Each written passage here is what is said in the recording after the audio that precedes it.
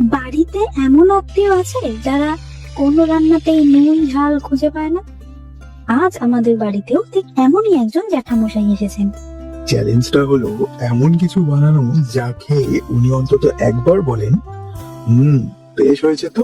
দাঁড়া, মাথায় এসেছে, এটা ঠাকুর বাড়ির রান্না কিন্তু। সত্যি? হ্যাঁ রে, রে।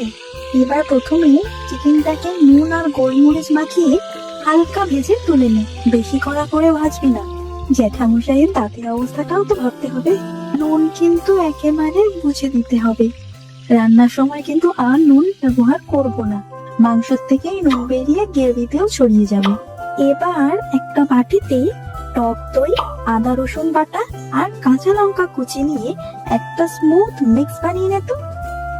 এটাই কিন্তু আজকের রান্নার সেই ব্রহ্মাস্ত্র, যা ওনার সব অভিযোগ দেখবি একেবারে থামিয়ে দেবে। মাংসের তেলেই বড় এলাচ, গোলমরিচ পড়তে যখন সুগন্ধটা ড্রয়িং রুম অব্দি পৌঁছালো, বোঝা গেল বরফ করতে শুরু হয়েছে। এবার দইয়ের মিক্সটা দিয়ে 2-3 মিনিট কষিয়ে চিকেন গুলোকে ছেড়ে দে। সাথে কিন্তু বেরেস্তাটাও দিস। এ তো দই আর মশলা দেখাই যাচ্ছে না রে। হ্যাঁ, তো গরম দিনে যদি শুধু দই পড়ে তাহলে তো এমনই হবে। তুই না ঘাবড়ে যেটা বলছিস সেটা করে যা। এখন লো ফ্লেমে সামান্য জল দিয়ে 2 মিনিট কষা। উপর থেকে একটু ফ্রেশ ক্রিম ঢেলে দে এবার। ঠাকুর বাড়ির রান্নায় ক্রিম, এটা আবার হয় নাকি?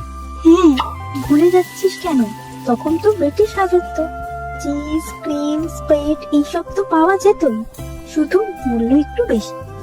এবার সামান্য জল দিয়ে মাংস সেদ্ধ হওয়া অবধি ঢেকে রান্না করতে হবে। শেষে যখন ডিমটা 4 টুকরো করে সাজিয়ে টেবিলে দিলাম, জ্যাঠামশাইয়ের চশমাটা নাক থেকে একটু নিচে নেমে এলো। উনি ভাবতেই পারেনি এমন রাঙাচ্যুত গ্রেভিতেও এমন স্বাদ হতে পারে।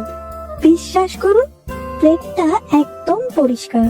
আপনাদের বাড়িতেও কি এমন কেউ আছেন? তাহলে তার উপরেই ট্রাই করে দেখুন, আর ফলো করতে ভুলবেন না আমাদের।